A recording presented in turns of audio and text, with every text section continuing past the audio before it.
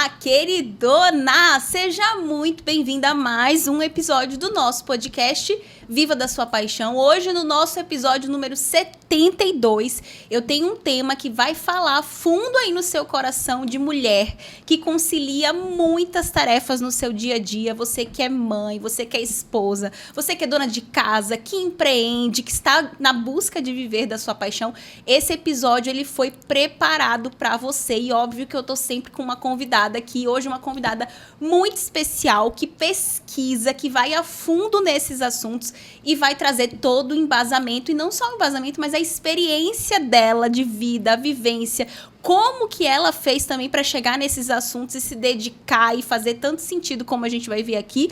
E essa pessoa que vai trazer esse assunto, que vai ter esse papo maravilhoso aqui junto com a gente, é a Maria Luísa Comper. Seja muito bem-vinda!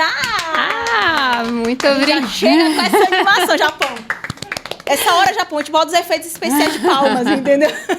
Seja muito bem-vinda, queridona. Muito obrigada, de coração, pelo convite, né, por estar aqui, por fazer parte desse podcast, por ter a oportunidade de falar com tantas mulheres. Sim. Faz parte também do meu propósito. Acredito que nós somos mulheres que cuidam de mulheres, sim. Então para mim é um privilégio estar aqui. Sim. E ó, ela não veio aqui porque ela é linda, porque alguém falou assim, leva Maria Luísa. Não, querida, deixa eu apresentá-la para você. Ela é mulher cristã, esposa do Alessandro, mãe da Letícia, da Laura, do Luiz Heitor. Você já entendeu que ela tem uma bagagem, você tá entendendo? Dona de casa, professora da Universidade Federal do Sul da Bahia, pesquisadora dos programas de mestrado em saúde, ambiente, biodiversidade e mestrado em educação física, coordenadora do Núcleo de Estudos em Saúde e Pesquisa Clínica, idealizadora e responsável pelos projetos Eu Primeiro, O Poder da Mulher Real, Entre Elas e Eu, Tu, Nós, Eles, crossfiteira, corredora e bailarina. Eu já estou cansada.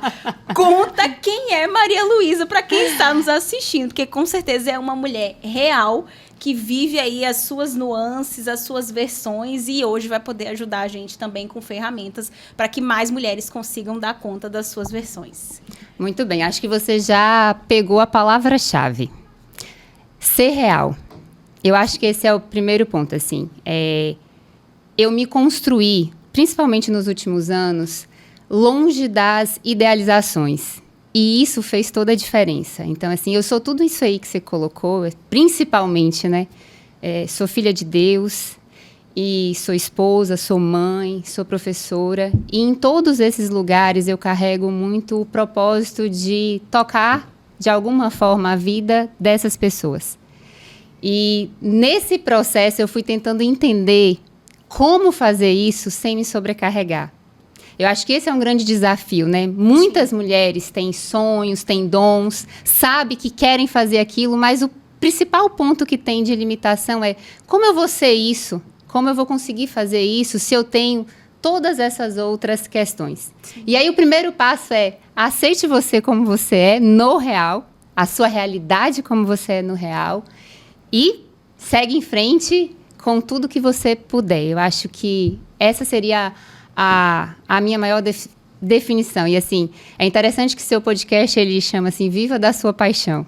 E se eu pudesse me definir, eu diria que eu sou uma pessoa extremamente apaixonada pela vida, que quer viver tudo intensamente e tudo que a vida puder dar. Perfeito.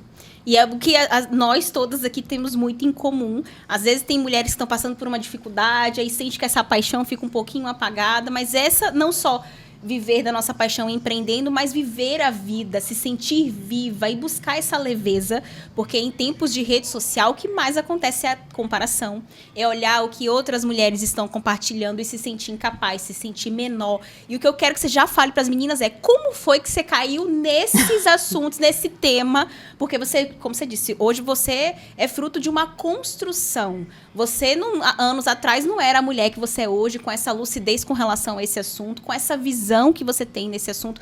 Como foi que você começou a se investigar, a fazer mais sentido, inclusive, para você esses temas? Conta pra gente. Bom, eu acho que, como quase todas as mulheres, eu fui construída num lugar de você precisa crescer profissionalmente para não depender de ninguém.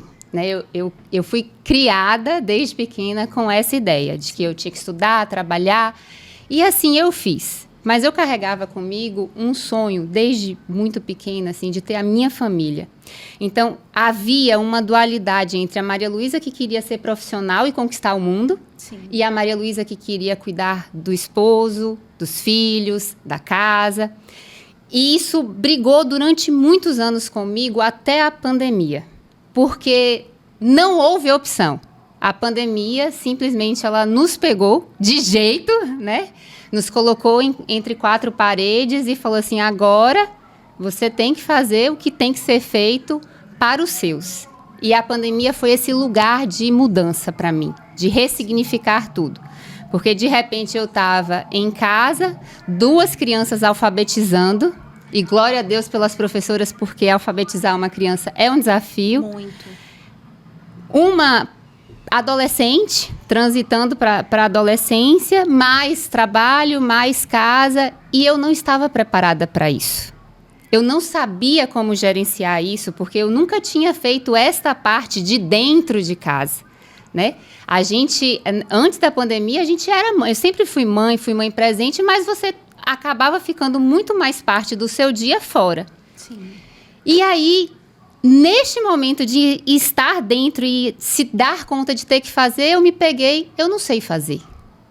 Eu não tenho ideia do que fazer. E aí foi um processo mesmo de experimentação e de desenvolvimento e de encontrar as melhores estratégias para fazer e sobreviver naquele tempo todo, né, diante de tantas coisas. Sim. Então, eu acredito que o principal ponto foi ir para esse lugar. E o outro ponto de mudança muito, muito significativo, porque eu já vinha nesse movimento de, então vou mudar, já que a pandemia veio, foi que a pandemia, eu perdi meu pai na pandemia.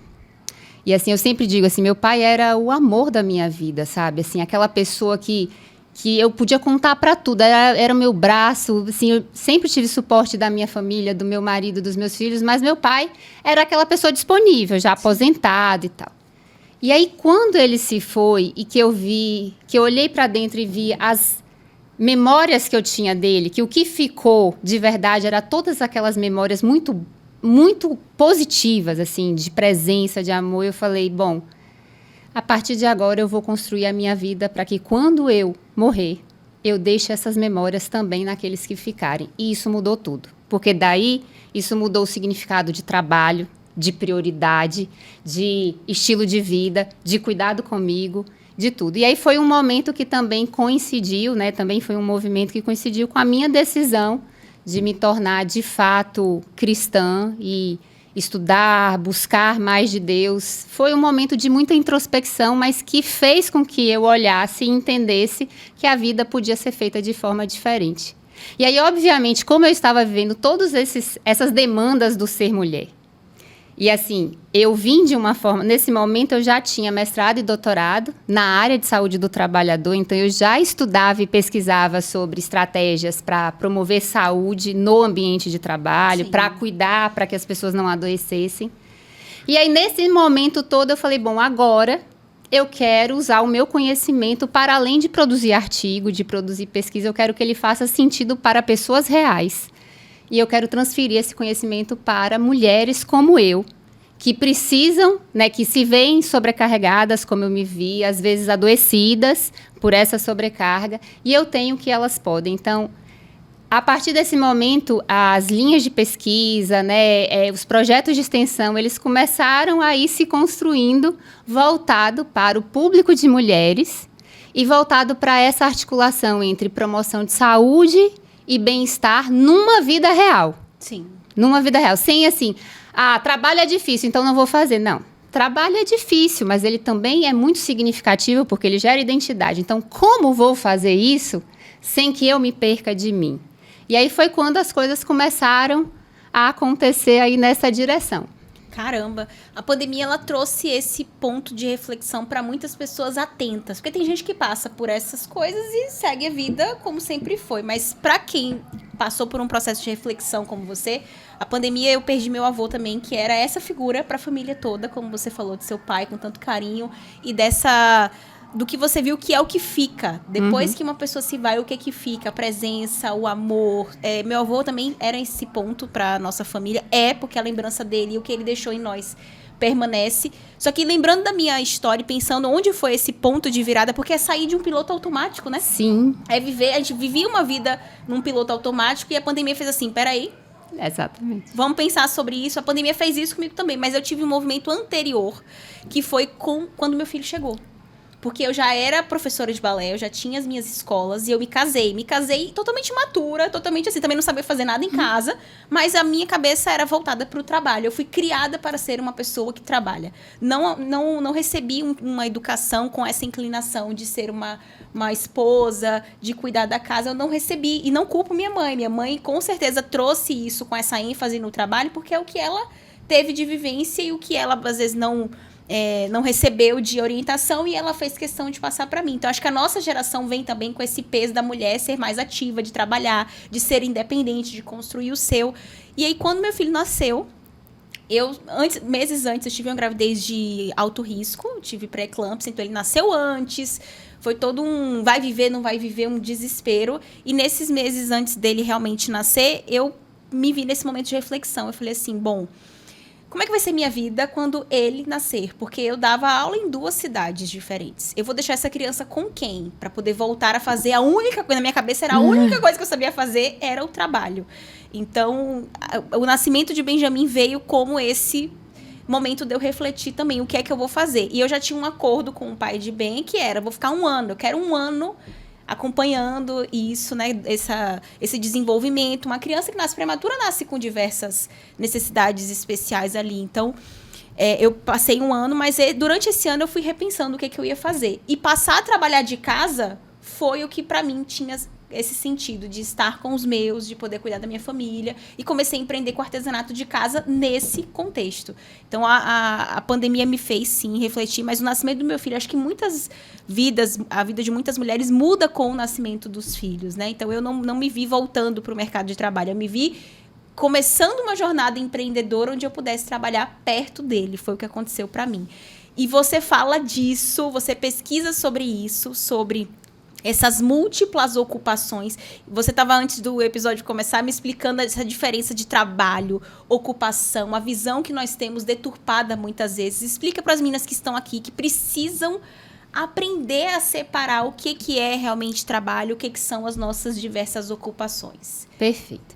Primeiro que, assim, você fez uma fala, deixa eu só resgatar ela, porque eu acho que ela é muito importante.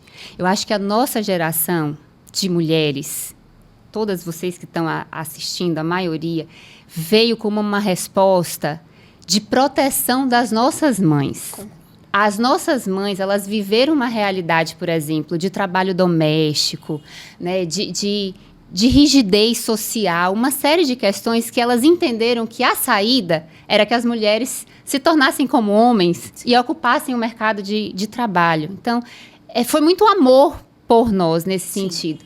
Mas, como toda tese e antítese, a gente tem que ter cuidado, porque às vezes a gente sai de um lugar e a gente vai para o lugar extremamente oposto, né?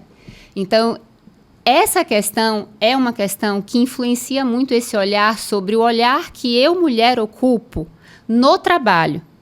E isso limita, por exemplo, o entendimento do que é ocupação, que eu vou explicar um pouquinho, do que é o trabalho formal, né, profissional, do que é o trabalho doméstico não remunerado.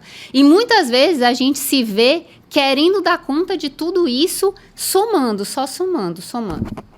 E um dos pontos que eu trabalho muito com os meus estudantes, o entendimento é o trabalho diferente de ocupação. O que é ocupação? Ocupação é tudo aquilo que eu ocupo o meu tempo para. São as minhas tarefas, são as minhas obrigações, são os meus tempos de lazer. Então, é tudo que eu vou dividir o meu dia e eu vou me ocupando de trabalho, de descanso, de lazer, de cuidado com o filho, de cuidado com o marido e por aí vai. De forma que, nas 24 horas do dia, eu vou ter que ter um tanto de horas para cada uma dessas tarefas, né? Dessas atribuições. Quando a gente pensa assim, a gente começa a pensar numa estrutura de gestão. Então eu tenho X horas para tal coisa, X horas para outras coisas.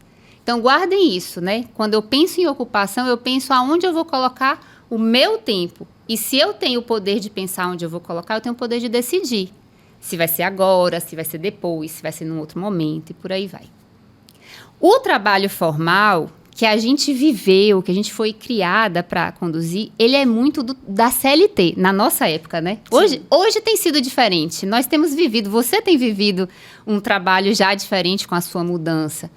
Mas a gente veio muito do CLT, então 8 horas de trabalho, né? Às vezes 12 horas de trabalho lá inserida num ambiente com um tempo X, Y, Z. E isso, essa formalidade do trabalho, como ele era visto numa caixinha, ele é muito limitador e aprisionador. Porque é como se você pegasse assim, todas as suas horas e você é obrigado a estar lá, mesmo que às vezes você não esteja ocupado efetivamente. Já pensou? Sim. Existem trabalhos que você só tem que estar lá e você nem está fazendo nada. Às vezes você está desperdiçando ali, rolando tela. Sim. Então, essa visão do trabalho formal, eu acho que no mundo de hoje, ela precisa ser muito revista. A pandemia ajudou isso. A possibilidade do home office para muitas pessoas, inclusive para muitas mulheres, foi uma chave para mim. Eu só pude me tornar dona de casa e fazer tudo isso porque eu trabalho de home office em uma boa parte do meu tempo, né? Sim. Então, essa configuração, ela foi, num primeiro momento, um peso, mas depois ela foi uma solução, desde que se saiba gerenciar como deve ser. E aí tem uma terceira questão, né? Tem as ocupações, tem o meu trabalho formal e tem aquele trabalho que muitas vezes não é reconhecido, mas que é um trabalho. Como né? Aqui eu vou trazer como exemplo o trabalho doméstico. Então, muitas de nós, eu tenho certeza que se eu perguntar assim, você trabalha em casa? Você vai dizer não. Porque muitas de nós não consideramos que o nosso trabalho doméstico é um trabalho, uma ocupação, em que você tem tarefas como outro qualquer. Você tem a tarefa de fazer almoço, de passar pano, de lavar, de cuidar de menino, de buscar menino, né? Sim. São todas tarefas. E a gente não vê por quê? Porque, historicamente, o trabalho doméstico ele foi atribuído à identidade do ser mulher. Então, a gente faz porque a gente é mulher. Sim. A gente não faz porque é um trabalho. A gente entende que é porque eu faço isso porque é minha obrigação, porque eu sou mulher. E esse é um ponto que a gente tem estudado. A gente acabou de publicar um artigo que fala exatamente sobre isso, trazendo luz à necessidade de olhar para esse trabalho como um trabalho que tem tarefas, que tem metas, que tem tempo, que tem sobrecarga, que tem riscos, para que a partir daí a gente possa pensar, ok, se ele é isso, então, tal qual qualquer outro trabalho, eu posso fazer isso aqui para proteger as mulheres que executam esse trabalho. Sim. Então, quando a gente diferencia isso, aí você começa a pensar assim, ok, então o trabalho doméstico é um trabalho, ele precisa estar na minha agenda como trabalho. Exato. O trabalho formal é um trabalho, então ele precisa estar na minha agenda como trabalho e a minha ocupação, seja ela de levar, de buscar, de ir para a academia, tem que estar na minha agenda. Enquanto a gente não consegue mapear isso, você não dá conta, porque você não calcula o tempo que você vai se dedicar. Eu tenho uma amiga que é artesã, né, como vocês, a maioria de vocês. E uma vez ela sentou comigo, ela me disse assim, Maria Luísa, eu não dou conta. Porque na hora que eu entro no ateliê para fazer, meu filho me chama. Aí na hora que eu estou começando a me concentrar, o marido chega para almoçar. Então eu não consigo fazer as coisas acontecerem. Quando eu consigo, eu me sinto tão estressada que eu não quero fazer. E aí eu expliquei para ela exatamente isso. Eu falei assim, olha, primeiro passo, você precisa reconhecer que o seu trabalho é um trabalho e você precisa dizer para as pessoas da sua casa que é um trabalho. Sim. Por exemplo, quando eu comecei o home office, meus meninos eram pequenos. Na hora que eu estava sentada para estudar, para dar aula, para escrever, ainda na pandemia, eles entravam. Assim, não tinha um limite. Até eu dizer para eles, olha, neste horário, de X a X horas, a mamãe trabalha. Estou em casa, estou no computador, mas estou trabalhando. Combinado? Aí eu falo assim, só se em último caso vocês precisarem, não tiverem jeito, vocês me buscam. Bom, hoje eu consigo, sem interrupção. Sim.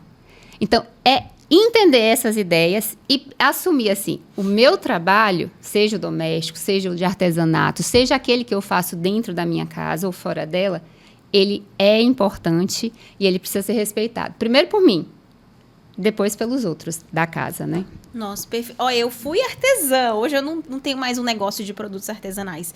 E quando eu comecei como qualquer pessoa, sem entender essas nuances. Então, trabalhar de casa me trazia muita angústia. Porque eu passei a não ver pessoas, a não conversar. Tinham várias questões que eu ficava ali, meu Deus, eu preciso sair, Tinha essa questão. Outra era a minha dificuldade de organização. Porque eu tinha que ter os horários de, mais uma vez, cuidar do meu filho, que era muito pequenininho. Cuidar da casa, o ateliê. E eu brincava que eu não esquentava a cadeira, eu não conseguia esquentar a cadeira. Porque quando eu sentava para começar a produzir, vinha ou o bebê chorava, ou o marido chamava, ou a pessoa que me ajudava em casa nas horas que estavam lá queria uma orientação minha. Então, eu passei meses penando, me sentia até adoecida, porque eu não dava conta. Via na internet as amigas que eu acompanhava, parecendo que estavam dando conta, mas vivendo as mesmas angústias que ninguém chegava pra falar isso, né? A gente posta o que quer, então tava todo mundo postando como se estivesse dando tudo certo, mas na verdade tava uma situação caótica dentro de casa, que era o que eu estava vivendo, até o dia que eu decidi falar sobre isso e falar da minha dificuldade. E aí conversei com algumas, a gente foi trocando informações e eu entendi isso que você falou, que eu até fazia um planejamento da minha semana, mas eu não colocava todas as minhas ocupações no planejamento. Então, aquele planejamento no papel, o papel aceita tudo. Eu escrevo que eu vou fazer 300 mil coisas naquele dia e ele diz, sim, senhora, pode escrever que eu tô recebendo as informações. E na prática, quando você vai olhar para os seus horários, para todas as ocupações, a conta não fecha. Por quê? Porque não tá tudo ali. Então, eu só consegui melhorar a minha questão de, eu chamo de produtividade mesmo, que é dar conta dessas minhas ocupações, quando eu passei a fazer um planejamento que honrasse todas elas. Então, se eu tenho que colocar uma roupa na máquina, aquilo é tempo de vida, aquilo é o tempo que eu não estou sentada fazendo uma outra coisa e estou. E quem é artesã, que trabalha com rede social? Explicar pro marido, pro filho, que quando você tá no celular, você não tá vendo vidinho à toa. Você tá trabalhando, e às vezes a gente tá vendo vidinho à toa mesmo, tudo bom? Até pra se inspirar. Aquele momento de estudo, pesquisa, entendeu? De fazer nada. Tipo, foi um videozinho aleatório. Mas a maioria das vezes, no meu caso, era trabalho. Então imagina como é que tem toda essa questão de consciência que foi o que você falou. Hoje meus filhos entendem que eu trabalho home office, é aquele horário em que eu estou dedicada. Então, essa chave, para quem está assistindo, eu sei que ainda existe uma confusão, um caos muito grande na vida de muitas mulheres, o que deixa elas muito, muito pesadas, muito endurecidas, porque tudo que acontece na nossa vida vai nos endurecendo, né? E a gente vai deixando essa essência do que é ser mulher, que é a pessoa que acolhe, é a leve, enfim. Então, a gente vai se endurecendo e nos tornando alguém que a gente muitas vezes não quer ser. A gente não consegue exercer esses nossos papéis de esposa, de mãe, como a gente gostaria e se sente sobrecarregada por não saber como dar conta disso tudo. Você falar de trabalho doméstico, que é um trabalho invisível, e a educação dos filhos é um outro, que muita gente acha, não, é da mãe, e aí parece que aquilo não ocupa tempo de vida, horas do dia, também é uma coisa muito importante. Mas, assim, elas estão com certeza se enxergando, porque quando você falou, eu lembrei dessa minha identidade. Até hoje eu enfrento novas dificuldades, porque hoje o meu trabalho é diferente do que era com o ateliê. Mas, para mim, a base disso tudo é a ordem e o planejamento. E é um planejamento realista, a vida real da mulher, ou seja, a gente também se colocar nesse lugar de vida real e assumir ali as nossas ocupações, a nossa realidade de vida. Algumas têm ajuda, outras não. Mas e os filhos? Porque você tem 3 filhos e é esse link que eu quero fazer. Tem mulheres que tomam tudo para si e não sabem delegar. Então, qual o papel desse delegar que a gente pode também? A gente não vive nessa casa sozinha. Tem outras pessoas que estão coabitando ali, que estão nessa casa. Filhos, marido, o Japão estava angustiado ali, falando que ele vê a mulher e a filha dando conta de tudo, e ele refletindo sobre isso. Como a gente pode fazer também para que as pessoas que vivem com a gente, eu posso delegar funções para essas pessoas? Como é que eu posso fazer para tornar talvez um pouco mais leve essa quantidade de ocupações que eu tenho? Perfeito. Eu posso só falar 2 coisas antes, claro, em cima do que você falou? Sim. É que, assim, uma das coisas que eu aprendi é que a gente é boa de planejar. A gente é boa. Mas a gente é muito ruim com a gente mesmo em ser flexível. Então, eu queria dizer para as mulheres, assim, um comando mental para sua mente. Seja flexível. Entenda que tem dias que o planejamento vai rolar e tem dias que não vai rolar nada e tá tudo bem. Sim. Né? Tá tudo bem, você compensa no outro dia, na outra semana. Essa flexibilidade de hoje eu não tô bem, não tô afim, hoje eu vou descansar, hoje eu vou só rolar a tela. Isso precisa acontecer, afinal de contas nós não somos uma máquina. né? Esse foi um grande aprendizado. A organização com flexibilidade. Porque há quem pense que é máquina. A gente mesmo pensa. E não é, tudo bom? Se você não tá lembrada, tá aqui, Maria Luísa, para te lembrar que você não é um robô. Não então, né, não tem como. E a outra, antes de falar dos filhos, é a questão da identidade.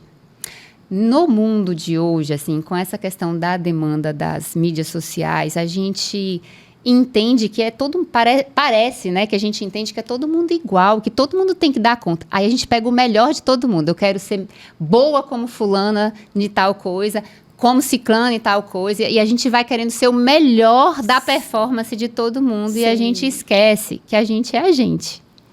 E que tem pessoas que são boas em umas coisas e em outras não.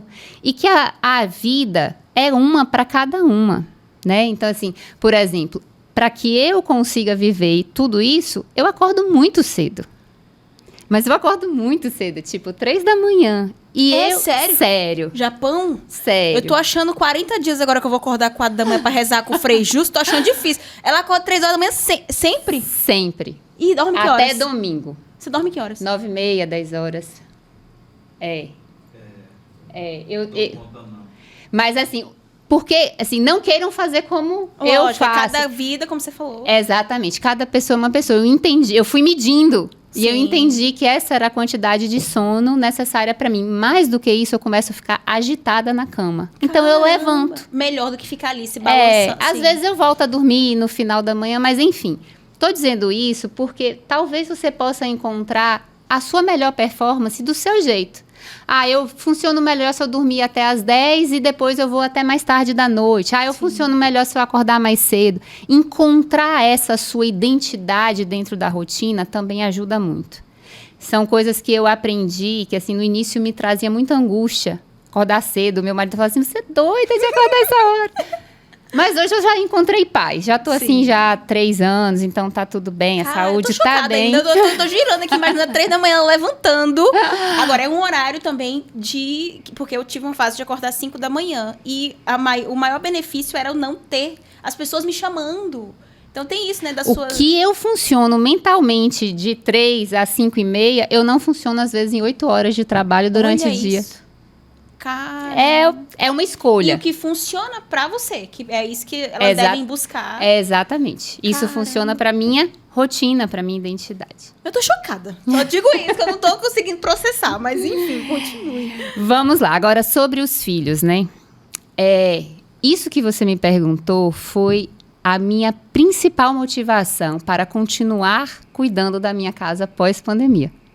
Foi o que eu preciso ensinar para eles, para que se no futuro eles tiverem uma situação como eu vivi, eles saibam. Porque assim, eu não sabia muita coisa, mas eu sabia minimamente, porque minha mãe me ensinou. Sim. Né? Fazia minimamente um almoço, minimamente arrumar uma casa e tal. Eu estudei fora sozinha, então eu aprendi também, mas os meus filhos nunca tinham vivido essa experiência. E aí eu falei, bom, nós estamos no movimento que cada vez menos nós temos as empregadas domésticas como havia antes, né? Falei, esse é mais ou menos um movimento da sociedade, então eu preciso preparar os meus filhos. E aí, eu comecei a perceber o efeito positivo da tarefa doméstica em mim. Tipo, regular a dopamina, eu comecei a ver que a ansiedade, a alternar. Então, eu trabalhava, assim, 2 horas no computador, geralmente quando eu fazia isso, a minha mente acelerava. Natural, né? Você está estimulando. Aí eu parava e ia cuidar da casa durante 1 hora. Aí regulava. Aí eu falei, olha, alternância de tarefa. Foi o que eu estudei no meu doutorado, foi exatamente isso. Eu falei, poxa, o trabalho doméstico me permite alternar e eu fico bem nos 2 lugares. Olha. Tipo, eu saio do mental para o físico. Depois eu comecei a ver, tipo, habilidades que às vezes a gente não tem. Constância. Todo dia a mesma coisa. A rotina. A rotina. Fazer o que você não quer. Tem tarefa doméstica que é um porre. Vai fazer. Então, disciplina. Isso vai mudando a programação mental. Sim. E aí eu falei, eu vou ensinar os meus filhos a fazerem isso. E aí eu comecei a delegar sem cobrar. Só a cama, depois só outra coisa, depois os pratos de casa. No início era uma confusão. Hoje é de você, hoje eles já sabem. Porque são 3, né? Hoje eu fico encantada que, assim, às vezes elas falam assim, a minha menina faz balé lá com a gente, né? Ela fala assim, mãe, tem ensaio 3 horas, então eu vou ter que lavar as vasilhas de tal e tal horas para eu poder tomar banho, para me arrumar. Isso é habilidade para a vida de trabalho com certeza. Adulta. Ela lúcida no que ela sabe que precisa para cumprir também o horário que ela tem que chegar, muito bom. E aí você percebe que, assim, é diferente da realidade das nossas mães e daquelas que vieram antes, que elas eram obrigadas a fazer. Sim. Elas não tinham opção. É outro estímulo, né? É outra coisa. Eu falo assim, eu sou dona de casa porque eu escolhi ser. E eu ensino os meus filhos para que eles escolham. Porque, por exemplo, o meu filho vai precisar ajudar a esposa, vai saber a dificuldade, como ele estava falando assim, qual é a dificuldade de fazer isso? Hoje ele sabe. Automaticamente, ao fazer isso, eu tive um benefício. Com certeza. Que é o benefício de delegar tarefas e, mais que isso, de manter as minhas tarefas. Porque eu digo assim, eu não quero a ajuda de vocês em algumas outras coisas, mas eu quero que vocês mantenham. Sim. Então, hoje, eu já não tenho mais o trabalho de repetir. Por exemplo, limpei a casa hoje, amanhã eu tenho que limpar de novo. Não, às vezes fica 2 dias organizada, se mantendo. Então, existem múltiplas vantagens em você atribuir aos seus filhos esse olhar sobre o trabalho doméstico não remunerado na perspectiva do desenvolvimento. Sim, que não é só de você não se sobrecarregar, mas é o que você está ensinando para essa pessoa que hoje pode ser uma criança, pode ser um adolescente, mas que amanhã vai ser um adulto e precisa ser funcional, precisa ser útil, independente se vai morar sozinho ou se vai conviver com outras pessoas. Sabe uma coisa que você falando... Eu consigo imaginar, porque eu não convivo com você e tal. Mas existe uma associação com o trabalho doméstico de uma coisa pesada e de fazer sem gostar. O que torna muito... Não é gostar, mas é sem fazer... Por obrigação. Entregue com presença naquilo ali. Então, eu tinha isso. Eu nunca gostei de cuidar de casa. Sempre gostei de tudo organizado, mas não do fazer em si. E aí, eu passei bem pandemia, sem ninguém em casa, tendo que fazer. Sempre tive acordos com as pessoas que conviviam comigo. Filho, o que fazer, marido, o que fazer. Só que me incomodava a forma como eu olhava e encarava aquilo. Então, eu fazia reclamando. O dia inteiro reclamando, até um dia que eu mesma me enfadei comigo e falei assim, olha, peraí, se eu passar a fazer isso com o olhar de... Provavelmente eu ouvi alguém falando sobre isso e fiquei refletindo sobre. Mas com olhar de gratidão. Caramba, eu estou cuidando do que é meu, do que serve a minha família. E ressignificando o que já foi tão pesado, tão... Porque muitas vezes a gente viu também nossa mãe, nossa avó fazendo e falando do peso da própria atividade. Vocês não me ajudam, vocês não estão vendo quanto que é duro pra mim, não sei o quê. Então você se vê fazendo e repetindo um padrão. E eu cheguei e falei, não, comigo não. Encerra esse ciclo aqui. Eu cuido e feliz, porque hoje eu tenho uma casa, porque eu tenho como cuidar do que é meu, de um ambiente que recebe a minha família, que acolhe a minha família, a mim como pessoa. Então, isso mudou a minha vida, porque a forma como você faz altera, né, a química do nosso cérebro, como a gente passei a fazer com amor. É isso. E eu falo para os meus filhos. Eu falo assim, olha, eu amo vocês todos os dias. Quando eu lavo a roupa de vocês, quando eu dobro, quando eu cuido da casa. E eles começaram a entender isso. Teve uma situação que, assim, às vezes quando eu tô lavando a varanda, eu coloco música e começo a dançar. E minha filha chegou e falou assim, oxe, você tá dançando? Eu falei, claro. Mas mãe dançando, limpando a casa. Tô feliz. Imagine na mente dela... a imagem mental que ela constrói de que é possível cuidar da casa, dançar e ser feliz. As nossas mães não viveram. Vendo você leve, que é o oposto do que muitas vezes outras pessoas têm de referência, né? É isso. Caramba. E tem uma outra coisa, assim, que eu acho que também fez muito sentido para mim. Quando eu passei... 2 coisas. Quando eu passei a cuidar da casa, por exemplo, você acaba inclinando o seu olhar para os lugares que necessitam. Então, quando eu vou no quarto das minhas filhas, eu já olho assim, o que está acontecendo? Se está muito bagunçado, eu já penso, a mente dela está bagunçada, então eu já interajo ali. Às vezes, você já nota o que está faltando, sabe? Esse é um ponto que você faz rapidinho. 5 minutos você passa assim e fala assim, tudo bem. Às vezes, eu ficava sem ir no quarto. Hoje, não, eu vou. E um outro ponto é que a gente está falando sobre isso e parece que é só por experiência, mas não. Existem estudos científicos mostrando os efeitos do cuidado, do trabalho doméstico não remunerado. Então, por exemplo, quando você está ali lavando os pratos, o nível de concentração e de presença que você entra. Eu tenho vários insights ali naquele momento, quando eu estou lavando, quando eu estou passando o pano. E isso é uma dica para vocês. Porque, às vezes, quem usa a criatividade, quem trabalha com a criatividade, muitas vezes chega um ponto que dá um nó. Você fala assim, não sei o que eu vou fazer. Você para, vai fazer alguma coisa. Isso, a neurociência explica isso, né? Você dá uma pausa no seu mente que você está forçando a pensar. Sim. E você se desconecta e ali vem, né, Sim, um insight. aquele bloqueio criativo que você fala assim, que acontece muito. Sim. Você tá ali querendo criar um projeto novo e parece que tá tudo travado. Isso que você falou de alternar as atividades, ou seja, aqui eu cheguei no meu limite. Agora eu vou lá lavar minha louça. Eu tenho 2 momentos que eu tenho as melhores ideias. Mas assim, ideias que eu me sinto um gênio. Eu falo, gente, que eu sou um gênio. Lavando os pratos e tomando banho. Eu também. Eu falo, gente, eu sou um gênio. Não é você um gênio, é você dando folga pro seu cérebro, porque ele não tá naquela pressão. Ele tá no momento de ócio, né? De relaxamento. Exatamente. Lavando o prato. E eu tinha isso. Eu tenho um grupo, sempre tenho um grupo de mentoria menor. Eu tenho os cursos, mas eu tenho um grupo de mentoria com as minhas mais evoluídas, avançadas. E aí, todos os áudios que eu mandava pra elas, gente, eu tive uma coisa aqui que eu preciso dividir. Elas já sabem, ela tá lavando louça. Ela tá lavando. E era sempre lavando a louça. Então, isso faz muito sentido, porque quem é criativa e já precisa se utilizar muito ali, às vezes forçar, porque tem um trabalho da disciplina, que há quem pense que a criatividade, esse momento de genialidade, vem do nada. Vem, às vezes, mas é o trabalho, é a repetição, é as fontes que você bebe, né, seu repertório, mas tem a importância desse ócio. Sabe por que isso descanso, acontece? Né? O nosso cérebro, ele é burro. Ele só trabalha em 2 modos, tipo, ou um ou outro. Ou ele trabalha no mecanismo da criatividade, que é quando ele está relaxado, que ele não tem pressão. Então, ali ele vai criar, vai se deixar aí. Ou ele trabalha no mecanismo da luta ou fuga, que é quando ele está se sentindo sob estresse. Sim. Então, quando a gente começa a perceber que, por exemplo, você está forçando, seu cérebro vai para esse lugar e ali ele não vai conseguir mais criar. Aí você tem que sair desse lugar e ir para o lugar.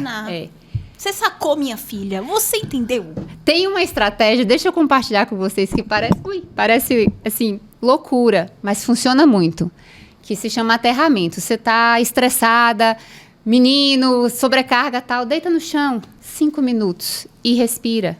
Se chama técnica de aterramento. Ali você promove, né, uma regulação emocional, libera tudo que precisa ser liberado e volta a focar de novo e depois você volta a trabalhar. Vou experimentar. Super certo. E você também vai. Anote aí. Quando eu tinha bloqueio criativo no balé, e quando eu tinha que fazer muita coreografia para festival, para concurso, essas coisas, você tá sempre arrumadinha de sapatilha e tal. Tinha momentos que eu ia coreografar que eu fazia questão de estar descalça. Parece que me liberava também alguma coisa ali e sempre funcionou pra mim. Eu indicava pra quem fazia sentido. Gente, isso aqui tá fazendo tanto sentido. Ô, Japão, minha cabeça está assim, ó. Entendeu? Porque é a vida real. Tem Sim. coisa que às vezes a gente tá conversando e que parece muito longe do que é. Isso aqui tudo é o dia a dia de quem tá assistindo, de quem tá ouvindo a gente. A gente falou de muitos desafios, mas eu já quero, até pelo horário, eu quero começar a trazer o que você tem de melhor, que são essas soluções. Porque, assim, desafio todo mundo tem. As meninas que trabalham aqui, às vezes elas não só trabalham em casa, tem a sua empresa, decidiu empreender, trabalha fora. Então, assim, você já entende que trabalhou 8 horas fora, que tempo que sobra para essas outras funções. Então, muitas atividades, muitas ocupações para pouco tempo. Falamos sobre planejamento e ordem, mas para você, no seu ponto de vista, para uma mulher que tem tantas ocupações, qual é o primeiro passo para ela passar a ter uma vida baseada no real, mas trazendo essa leveza que a gente está falando? Porque você é uma mulher que faz crossfit, tem os negócios filhos, cuida da casa, pesquisadora, blá, blá, blá, blá, blá, muitas funções. Então, você é a pessoa para vir compartilhar com a gente. Vivendo um caos. Por onde eu começo? Perfeito. Ainda lava prato e tem ideias geniais. Bom, comece pelo começo. Quem é você? Tira todas as suas demandas, tira todas as suas sobrecargas, tira tudo e entenda assim, quem sou eu em meio ao caos? Esse projeto Eu Primeiro, ele é um projeto para estudantes universitários e profissionais de saúde. Porque eu sou fisioterapeuta de formação, né? E aí, ele tem essa pegada, assim, quem que sou eu antes de cuidar do meu paciente? Como que eu me cuido antes de cuidar do paciente? E aí a primeira coisa que eu diria para você é, quem é você em meio ao caos? Se conheça. Conheça o que você gosta, o que você não gosta, o que dá certo, o que não dá certo, para qual direção você tem que ir.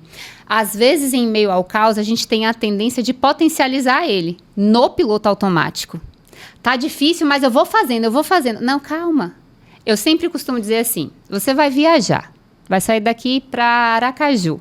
Você precisa ter uma rota, um plano. Ah, eu vou sair daqui tal horas, vou pegar a estrada tal, se acontecer tal coisa, eu vou ter tal solução. Então, um plano. Pare o caos, respira, quem sou eu? Depois defina assim, o que você quer dentro do que você é?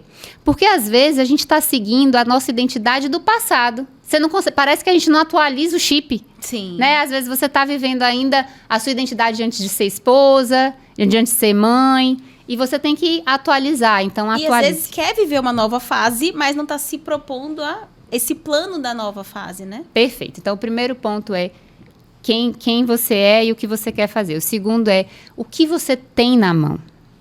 A gente tem muito uma desculpa, e é desculpa mesmo, assim. Para eu fazer, eu preciso de tal coisa. Isso é desculpa? Não. Para que eu possa fazer o que eu quero fazer, o que eu tenho na mão hoje, comigo, o que eu já tenho pronto. Às vezes a gente fala assim, preciso de tal... Não, o que você já tem? Comece com o que você tem, né? Eu tenho certeza que à medida que você for começando, você vai entendendo o que vai dando certo e o que não vai dar. Quando eu comecei a cuidar da casa, foi bem isso. Foi desafiador, gente. Era desesperador dar conta de tudo e da casa. Mas aí eu ia falando assim, não, então agora eu vou fazer só isso. E vou aprender. E eu fui aprendendo, porque a gente vai encontrando a melhor estratégia fazendo. Eu digo que sempre assim, o caminho se faz ao caminhar, sim, né? Você vai errando, aprendendo. Então, assim, essa também é uma dica que eu deixaria para vocês. E a outra é, uma vez que você sabe quem você é, as tarefas que você tem que fazer, conhece a sua rotina, começa a mapear a sua rotina por um tempo. Anotando mesmo. De tal horas, com tempo, quanto que você gasta para fazer tal coisa, vai mapeando. E isso, por exemplo, em 2 meses, mais longo, mais médio prazo, assim, você vai conseguir definir o que é melhor. Eu também comecei, ainda é pequeno, mas eu tenho esse movimento de publicar no Instagram e tudo, e aí eu comecei a ver que se eu não tivesse um dia para que eu me dedicasse àquilo, eu não conseguia. Sim. Então, eu comecei a mapear assim, tal dia da semana é o dia que eu construo conteúdos. Tal dia da semana é o dia que eu faço tal coisa. E aí a gente vai agrupando aquilo que pode ser agrupado, porque a sua mente descansa. Quando vocês conseguem fazer isso, né, dessa organização mesmo, entendendo ocupação, trabalho e tal, você começa a otimizar tempo.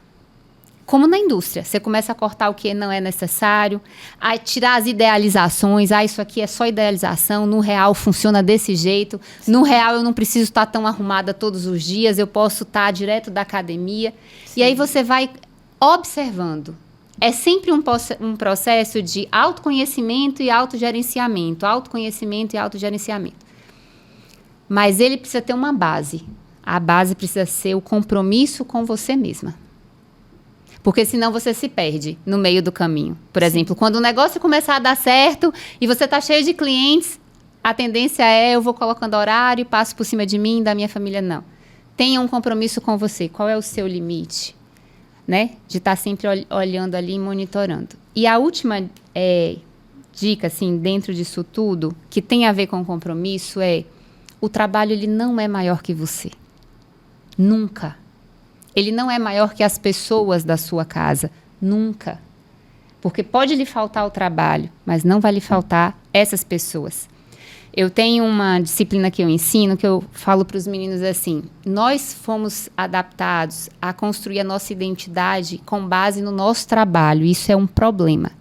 Quem é fulano? Fulano é médico. Quem é ciclano? É professor, é bailarino. Então, se você tira o trabalho dessa pessoa, você tira a identidade toda dela. Tira tudo. E, na verdade, o trabalho é uma ocupação que a gente faz. Sim.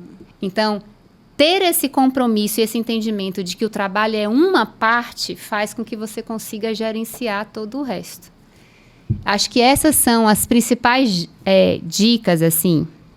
E existem teorias, né? Existem evidências científicas por trás delas, mas na prática, para vocês que estão aí, eu acho que uma síntese seria isso. E para artesãs, que a gente tem várias profissões aqui, mas a artesã, isso que você mencionou, que para mim foi um ponto de destaque, dela mapear quanto tempo ela leva para fazer aquelas atividades. Porque às vezes a gente, mais uma vez, você vai pro papel, ele aceita tudo, você coloca lá que de 9 às 10 eu arrumo a casa toda. E em 1 hora você não vai conseguir fazer. Então aquele planejamento ele já não está baseado no real, porque você simplesmente não tem nem noção de quanto tempo, você não se conhece em atividade para saber fazer um planejamento mais realista. Então, isso vale para a produção de peças. Eu tenho 10 peças para fazer essa semana. Se eu não sei quanto tempo eu levo para fazer uma, perfeito, eu vou ter dificuldade de saber se eu cumpro o prazo, se eu dou conta das minhas outras ocupações. Então, isso de se conhecer, anotar quem eu sou, quanto tempo eu levo fazendo aquilo, isso já vai melhorar perfeito. A qualidade de vida de muitas que estão aqui. Seja artesã, seja qualquer outra profissão, né? E te ajuda a tomar decisão. Por exemplo, ontem eu até fiz um post assim. Geralmente eu lavo a varanda com água e sabão. Mas não deu tempo, eu atrasei, eu só tinha 30 minutos. Eu falei, bom, em 30 minutos, o que eu posso fazer? Varrer e passar pano. E vou fazer o que precisa ser feito. Pronto, já entreguei essa tarefa. Sim, perfeito. Quando a gente pensa isso, por exemplo, até pensando no modo de produção industrial, se você consegue medir quanto você gasta em cada peça, e às vezes você tem peças mais complexas que levam mais tempo, outras mais simples, você consegue dizer assim, não, tal manhã eu vou fazer só as mais simples. Tal dia que eu tenho um tempo maior, eu vou fazer a mais complexa. Isso é tudo estratégia que você vai descobrindo, medindo. Sim. Né? Medindo. Porque há quem viva sem vida louca, sem medir, e vai achando assim, por que as outras pessoas conseguem e eu não consigo? São nessas pequenas decisões. E você falou sobre não associar sua identidade apenas ao que você faz no seu trabalho. Eu vivi isso. E aí, qualquer escorregão que você dá, inclusive em resultados, você já acha que você é incapaz. Perfeito. Você já não se dá o valor porque você é só o seu trabalho. E se o trabalho deixa de ser aquilo tudo, você está achando que deixou de ser aquilo tudo como pessoa também. Então, eu aprendi na dor. Não aprendi isso no amor, não aprendi isso ouvindo alguém falar. Foi duro, mas hoje eu consigo dissociar. E é por isso que eu também consigo ter hobbies. É por isso que eu consigo olhar para as outras atividades, como você falou. Se você se reconhece como ser e não apenas como o seu trabalho, você vai conseguir delegar, ter mais tempo para as suas ocupações, ao invés de ser só o trabalho. Quantas mulheres hoje vivem infelizes por ser apenas o seu trabalho? A sua identidade está toda no trabalho, né? Eu quero fazer um momento de bate-bola com você aqui agora. E no final eu quero que você deixe essa mensagem. A mensagem que se todas as mulheres do mundo pudessem ouvir da Maria Luísa falando, associada aí à sua missão, eu quero saber que frase, que mensagem seria essa. Primeira pergunta do bate-bola. Uma tarefa doméstica que você ama fazer. Que eu amo fazer? Cuidar dos meus filhos. Eu amo cuidar deles. Muito bom, eu também. Uma tarefa doméstica que você detesta. Odeio lavar banheiro. Por que eu esperava isso? Eu odeio com todas as minhas Eu não conheço quem goste. Japão, você gosta de lavar banheiro? Você lava banheiro, Japão? Eu lavo de vez em quando. Você lava de vez em quando, mano. Eu também não gosto de lavar banheiro. O prato que não pode faltar na sua mesa. Pode ser bebida? Sim. Café. Eu amo café. Mais uma apaixonada por café. Tenho essa pergunta aqui, vou até pular.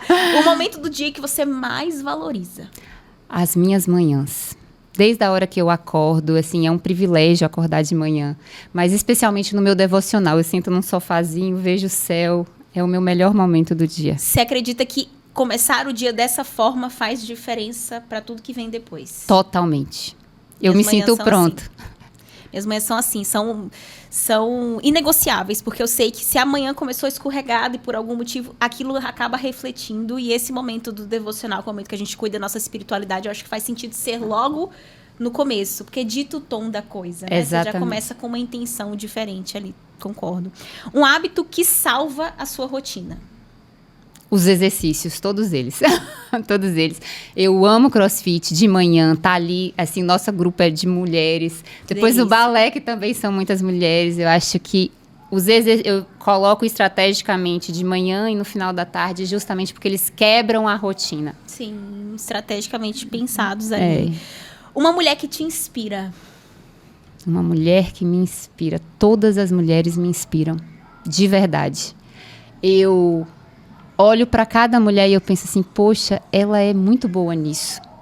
E aí eu digo assim, o entre elas, ele nasceu justamente dessa fala. Assim, eu digo que eu sou fruto de muitas elas. De mulheres que me inspiram de várias formas. Por exemplo, eu tenho uma pessoa que trabalha comigo que eu olho e falo assim, nossa, ela é muito boa nisso. E eu carrego comigo, eu olho para minha mãe, vejo a força de minha mãe, penso isso. Então, assim, todas as mulheres me inspiram. Que linda, porque você consegue enxergar nelas o que elas têm de melhor ali, né? Um livro ou série que toda mulher deveria ler. Comer, rezar e amar. Nossa, eu amo o filme e o livro. Eu também, os dois. Muito, muito, muito. E traz essas reflexões sobre a vida como ela é. Não só o trabalho, mas essas nuances todas. Muito bom. Uma palavra que define o que é ser uma mulher real. Real. Real. Eu gosto dessa palavra porque real vem de realeza. E eu acredito, por fé, que nós somos filhas, herdeiras, rainhas do Senhor. E real é tudo que nos traz, né? Tudo que a vida traz pra gente, que a gente consegue palpar. Então, eu acredito que real é uma definição, mas eu também acho que feminina. E isso é um ponto que nós precisamos resgatar. Nós estamos perdendo nossa identidade de mulheres femininas, justamente porque estamos colocando o trabalho no lugar daquilo que, de fato, nascemos para ser. Verdade. Eu fiz esses últimos anos de resgate e fez total diferença para eu me ver quem realmente eu sou como mulher. Café ou chá, só vou perguntar pra gente constar, café, entendeu? Café sempre, café. Por favor. E se você pudesse dar esse conselho, uma mensagem para todas as mulheres ouvirem, que você sabe que aquilo vai mudar a vida delas, a forma como elas se enxergam, que mensagem é essa? Então, acho que eu comecei falando, né? Eu diria assim, seja mulher. Parece bobo, mas nós temos perdido a nossa identidade de ser mulher, de ser feminina, de ser acolhedora, de nutrir, de ensinar, de educar, partindo de nós mesmas, assim. Então, assim, quando a gente entende qual é o nosso lugar alinhado à vontade de Deus, né, a identidade que Deus nos criou, as coisas vão se organizando. Eu passei por muitas mudanças. Eu também coloquei o lugar assim. Eu não falei, mas eu tive burnout 2 vezes. Então, eu sei bem o que é colocar o trabalho acima de todas as coisas. E só foi quando eu voltei para esse lugar de ser filha, de assumir a minha identidade de mulher, de deixar o meu marido ser homem dentro de casa, sabe? De deixar os meus filhos serem filhos, que eu entendi que a vida poderia ser mais leve. Então, se eu tiver que te dar um conselho, é resgate a sua identidade de mulher. E fazer isso é um momento que a gente precisa silenciar as vozes, porque ao mesmo tempo que muitas delas nos influenciam positivamente, elas também nos influenciam negativamente com os traumas, com as histórias que são delas. Sim. Então, por isso que é importante a gente entender quem nós somos, né? Sem tanta influência e, assim, ficar com o que lhe cabe e deixar aí aquilo que não cabe, mas ser mulher. Essa é a minha mensagem. E eu amo ser mulher, de verdade, eu amo esse lugar que hoje eu ocupo. Eu falo isso, que se eu nascesse várias vezes, eu queria vir mulher, todas eu também. Elas. Eu amo ser mulher. E a sua mensagem me tocou profundamente, porque eu, com o trabalho, fui essa mulher que esqueceu que é mulher. Porque queria ter certa virilidade do homem, porque me diziam que o resultado viria com isso. Sendo que a força feminina é uma força próspera, é uma energia muito próspera. Então, eu vesti só blazer por muitos anos, só calça. Eu não me lembrava da vez que eu tinha vestido uma saia, um vestido, nada disso. E de 1 ano e meio pra cá, eu passei a me colocar nesse lugar de me ver mulher e de voltar a ser essa versão feminina, que é a nossa versão, a essência que todas nós temos. Então, sua mensagem me tocou muito. Precisamos trazê-la novamente, Japão. Óbvio, para falar mais sobre o ser feminina. Você falou de uma coisa aqui agora que, assim, podia ser o podcast inteiro. Quando você abriu a boca, eu cheguei a tremer, assim, deixar o homem ser homem. Vamos falar sobre isso agora?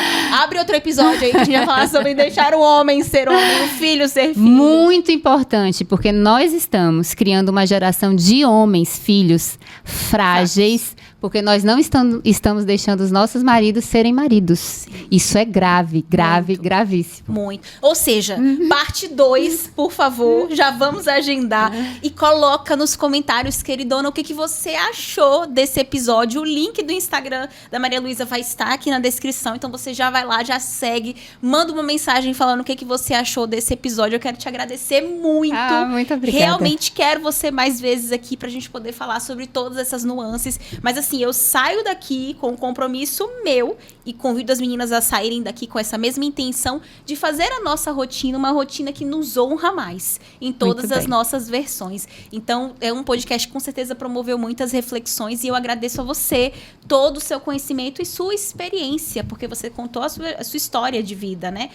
Esse momento em que você revisitou através de reflexões, através de coisas que a vida impôs, ser uma nova Maria Luísa e ser essa mulher hoje leve, uma mulher que cuida de si, uma mulher que hoje ajuda outras mulheres a também se curarem. Então, muito obrigada mesmo. Me sinto muito feliz com esse episódio. Tenho certeza que ele vai impactar a vida de muitas mulheres. Muito obrigada.